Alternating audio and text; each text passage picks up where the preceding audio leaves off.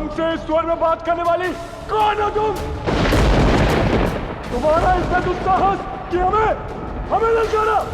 देखो, महाराज कंस के अहंकार की रक्षा के लिए मैं तुम्हें वो हाथ ध्वस्त नहीं करने दूंगी, किसी भी मूल्य पर नहीं। तो तुम रोकोगी हम योद्धाओं को? एक मासूम सी बालिका। मूर्ख बालिका, अपने प्राण बचाओ और चली जाओ यहाँ से, अन्यथा मारी जाओगी। लौट जाओ, लौट जाओ। जाओ, निकल जाओ यहाँ से। यदि 8 असुरों ने एक साथ आक्रमण कर दिया तो क्या करूं?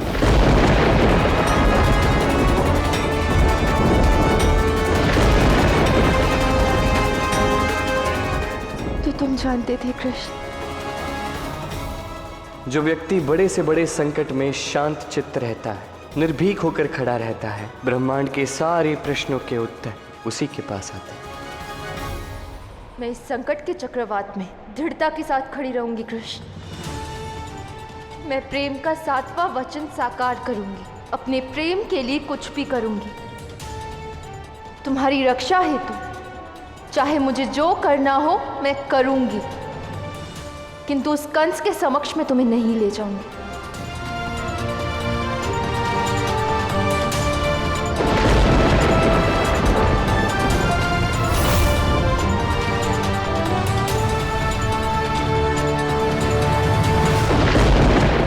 यदि तुम्हें उस हाट को ध्वस्त करना है, हमें इस चुनौती में विफल करना है, तो तुम्हें पहले मुझसे लड़ना होगा।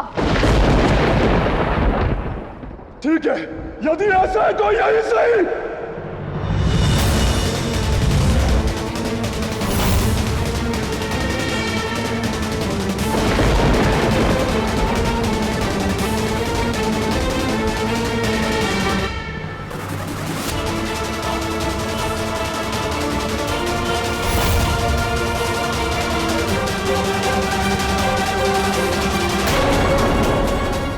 हमें राधा की सहायता करनी ही होगी।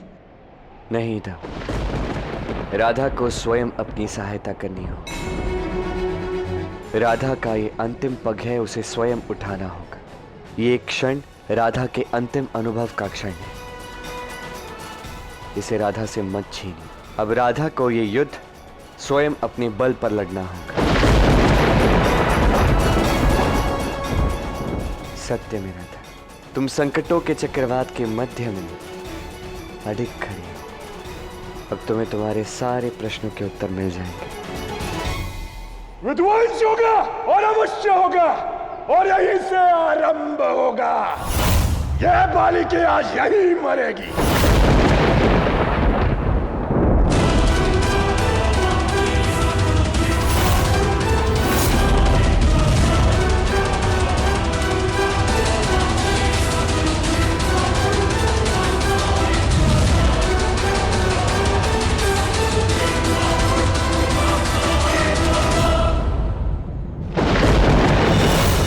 आज मैं तुम्हें लक्ष्मी और नारायण के 7 जन्मों की प्रेम कहानी सुनाऊंगा। जैसे ये सारी कहानियां पूर्ण होंगी, मैं तुम्हारा और मेरा पूर्ण सत्य ज्ञात हो जाएगा।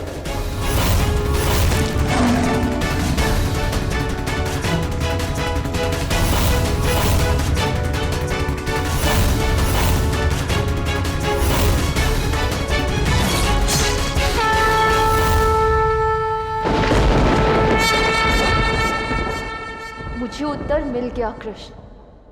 यदि एक असुर आक्रमण करे तो मैं लड़ूंगी, यदि 2 असुर आक्रमण करे तो मैं अपने दोनों हाथों से लड़ूंगी, और यदि 8 असुर 8 दिशाओं से आक्रमण करे तो मैं अष्टलक्ष्मी 8 दिशाओं से लड़ूंगी।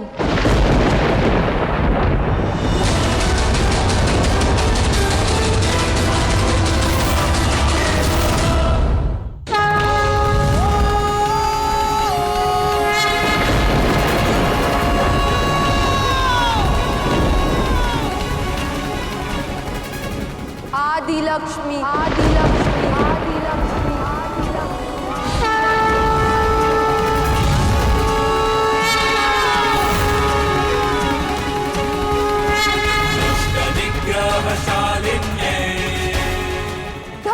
लक्ष्मी, धान्य लक्ष्मी, गज लक्ष्मी, संतान लक्ष्मी, धैर्य लक्ष्मी, विद्या लक्ष्मी, जय लक्ष्मी।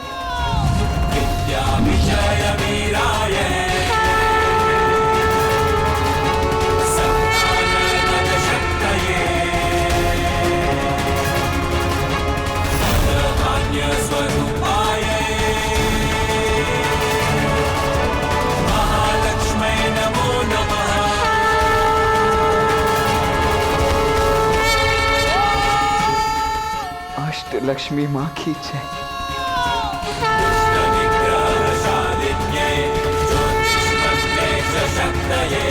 अष्टलक्ष्मी स्वरूपाय राधा देव्यै नमो नमः। विद्या विजय वीराय संतान गज शक्तये। ये क्या हो रहा है? ये कैसा प्रकाश है? ये बालिका कौन है? राधा अपने सत्य के निकट आ रही है, अपने अस्तित्व के निकट आ रही है, अपनी वास्तविकता के आभास के पथ पर अग्रसर है मेरी राधा।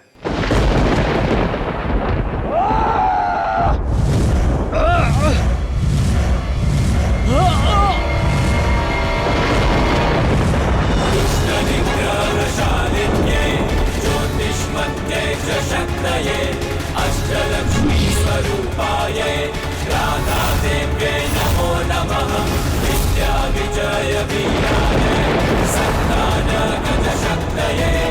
धन धान्य स्वरूपाय महालक्ष्मै नमो नमः। महालक्ष्मै नमो नमः। महालक्ष्मै नमो नमः। आज केवल प्रेम का 7वां वचन साकार नहीं हुआ है, बल्कि बहन पार्वती की भांति महिषासुर के अंत जैसा अत्यंत दुर्गम कार्य कर दुर्गा भी साकार हुई है। इसी प्रकार हुआ नवरात्रि का सुखद अंत।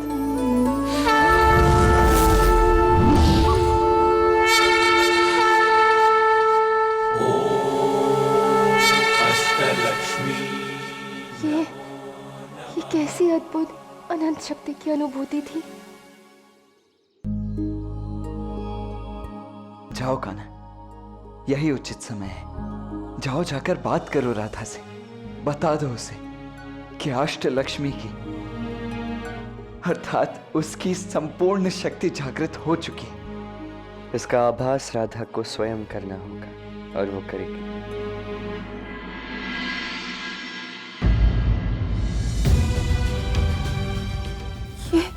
ये सब कैसे हो? क्या ये सब मैंने किया? उन बलशाली दानवों को परास्त करने वाली मैं।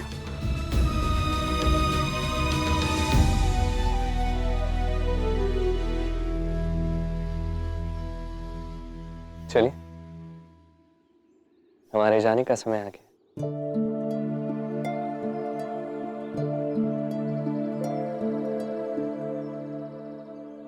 हम जीत गए, महाराज कंस की चुनौती को हम जीत गए। अर्थात अगले वर्ष हमें कर देने की कोई आवश्यकता नहीं है।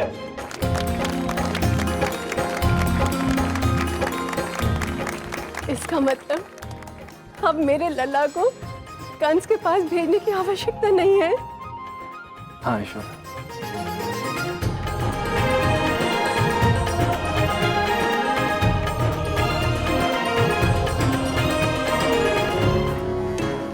क्या हुआ बाबा?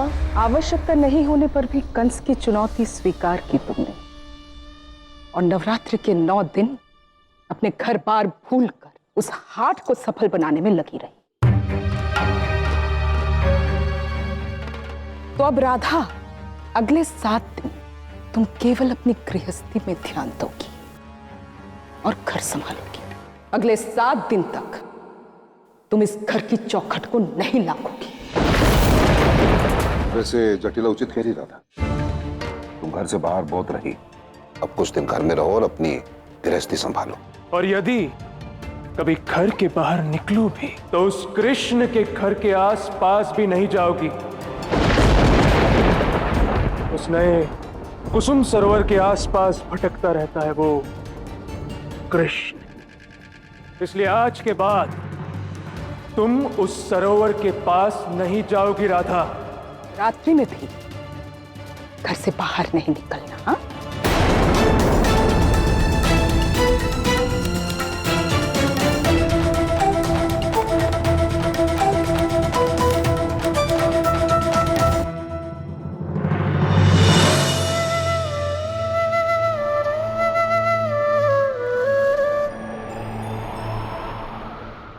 कान्हा, अब ये कौन सी नई लीला है? अब जब राधा के भीतर उसका देवत्व जागृत हो, जब उसने प्रेम के समस्त वचनों का अनुभव कर लिया है, क्या राधा समाज के इन बंधनों में फंस कर रह जाएगी? क्या प्रेम से भरी हमारी उन्मुक्त राधा, उसका कृष्ण प्रेम समाज के समक्ष पराजित हो जाएगा?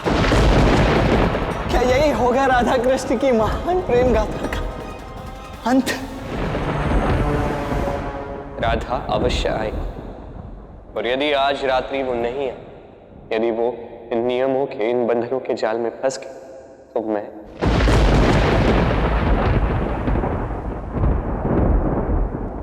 यहां से पुनः लौट जाऊंगा था। काल चक्र में, भव चक्र में ऐसा पहली बार होगा। नारायण का अवतार, उसका अवतार कार्य किए बिना ही लौट गए।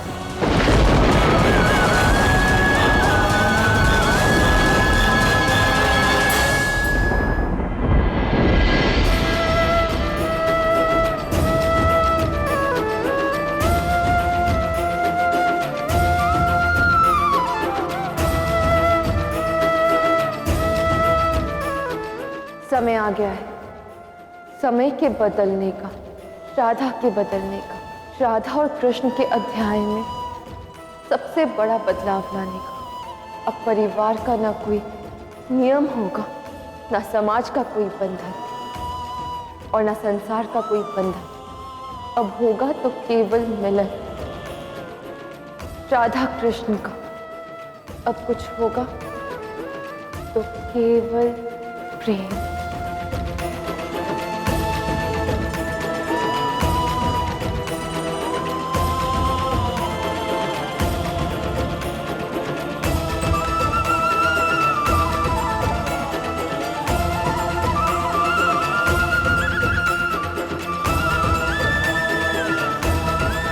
राधा, अगले 7 दिन तक तुम इस घर की चौखट को नहीं लांघोगी।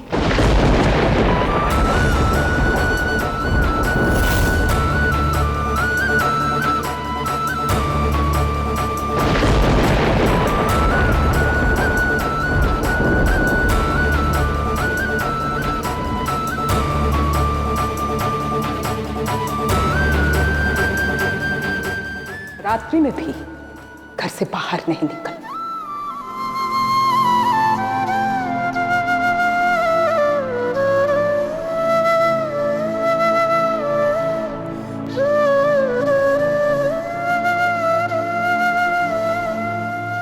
आज के बाद तुम उस सरोवर के पास नहीं जाओगी राधा।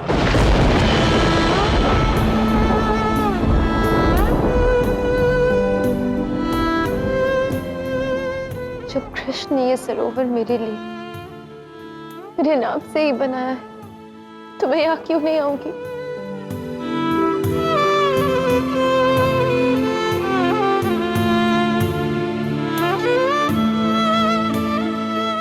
क्या देखकर इतना भावुक हो रहे हो?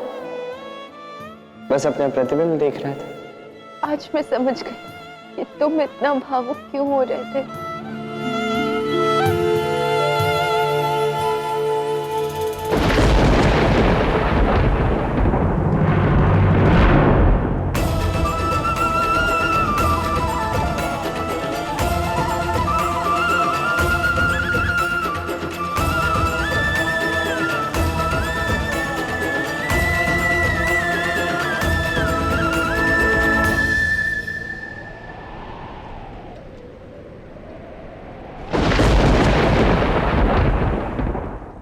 जाओ राधा, रुक जाओ राधा। हमारे मध्य में 7 पग की दूरी होना आवश्यक है। क्या इन 7 पगों को पार करना तुम्हें उचित लगता है? तुमने मुझे 2 प्रेमियों के 7 जन्मों की कहानी सुनाई, ये बताने के लिए कि प्रेम अनंत होता है। शरीर का शरीर से नहीं, संबंध तो मन का मन से होता है ना। जब 7 जन्म कोई मायने नहीं रखते, तो ये 7 पग ये क्यों महत्व रखते हैं? कैसे महत्व रखते हैं? जब प्रेम के ये 7 वचन जो 7 नहीं, अनंत तक साथ रहते हैं। प्रेम का प्रथम वचन, 2 प्रेमी एक दूसरे का साथ कभी नहीं छोड़ेंगे, एक दूसरे की सहायता करेंगे। तो मैं पहला पग तो ले ही सकती हूँ ना कृष्ण।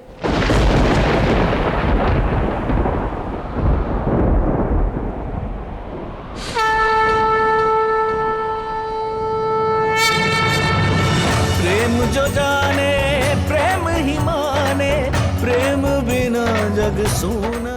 प्रेम का दूसरा वचन, जब प्रेमी खो जाए तो अपना प्रेम पुनः पाने के लिए समस्त संसार ही क्यों ना खोजना पड़े। खोजो, अपने प्रेम के लिए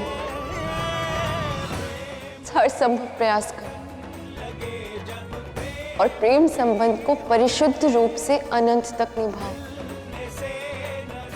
हमारे उसी संबंध को मैं निभा रही हूँ कृष्ण। मैं दूसरा पग ले रही हूँ।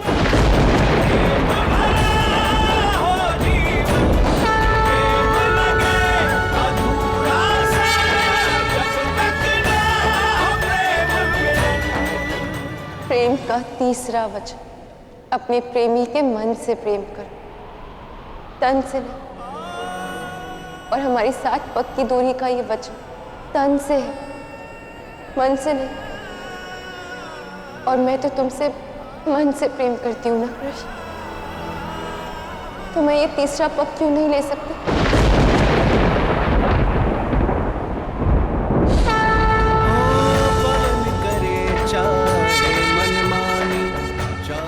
प्रेम का चौथा वचन, यदि प्रेम में प्रेमी अनुचित मार्ग पर चला जाए तो बल से ही प्रेमी को रोकना प्रथम धर्म है।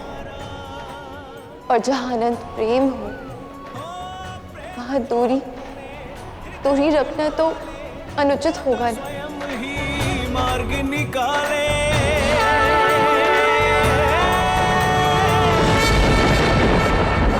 प्रेम का 5वां वचन, 2 प्रेमियों को सदैव एक दूसरे के वास्तविक स्वरूप का ज्ञान दिलाना चाहिए।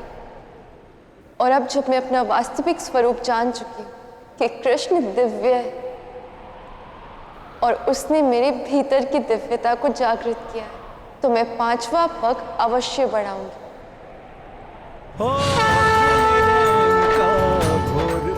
प्रेम का 6वां वचन, यदि 2 प्रेमी किसी भी कारणवश एक दूसरे से दूर हो जाए तो उनके प्रेम में लीश मात्र भी कमी नहीं आनी चाहिए। हर क्षण एक दूसरे के दुख को हरने की यातना करनी चाहिए। इसी कारण मैं ये 6वां पग ले पा रही हूँ कृष्ण, क्योंकि 7 पग की दूरी से भी इस प्रेम में लेश मात्र भी अंतर नहीं पड़ा, अपितु और बड़ा है। इसी दूरी से तुम्हें दुख पहुंचा है और मैं इस 6ठे पग से इस दूरी को दूर कर रही हूँ।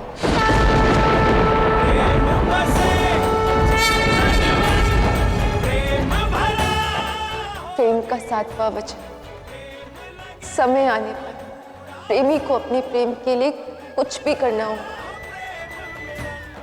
वही तो मैं कर रही हूँ कृष्ण, सदा सदा के लिए ये दूरी मिटा रही हूँ।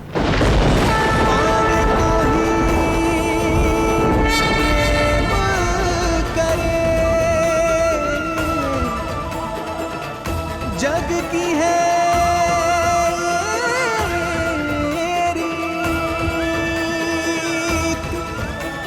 प्रेम अर्थ समझाए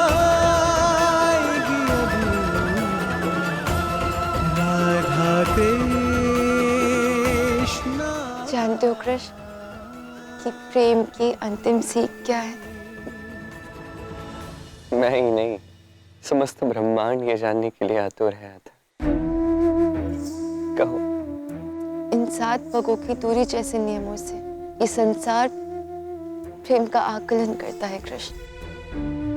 संसार समझता है कि प्रेम उनके नियमों, बंधनों के अनुसार ही होगा, पर वास्तव में प्रेम संसार को अपने नियमों से चलाता है। जिससे मैं प्रेम करती हूँ उससे 7 पग की ये दूरी जो संसार ने बनाई, मैं स्वीकार नहीं करती। ये 7 जन्म का बंधन विवाह का बंधन नहीं, प्रेम का बंधन। संसार ने उसे अनुचित समझकर विवाह से बांध दिया है, और आज मैं राधा उन सब बंधनों से मुक्त होकर उससे मिलने आई, जिससे प्रेम करने के अतिरिक्त मुझे कुछ और करना आता ही नहीं है। मैंने तुमसे कहा था कि मैं तुमसे प्रेम करती थी, ये भी कहा था कि मैं तुमसे प्रेम करती हूँ, किंतु आज ये कह रही हूँ कि मैं तुमसे अनंत तक प्रेम करूँ, कि मैं तुमसे अनंत तक प्रेम करूँ। आज तक तुमने कहा था कृष्ण, आज मैं कह रही हूँ, ना मैं हूँ ना तुम, केवल हम हैं कृष्ण, केवल हम।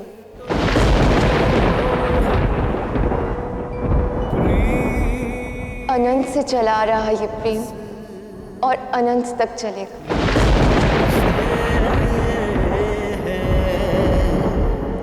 जग से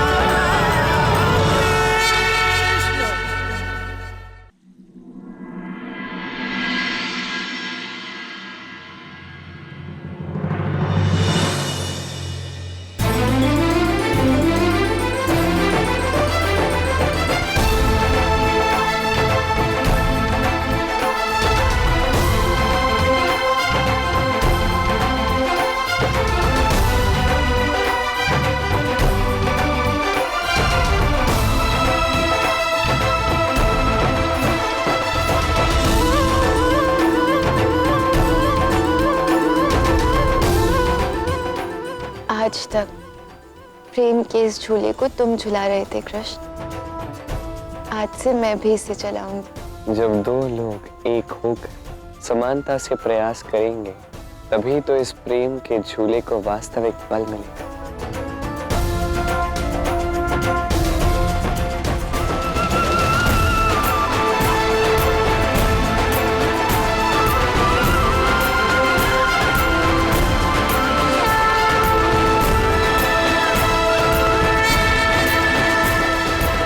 पाने को ही प्रेम करे, जग की ये है रीत, प्रेम अर्थ समझाएगी अब राधा कृष्ण की प्रीत।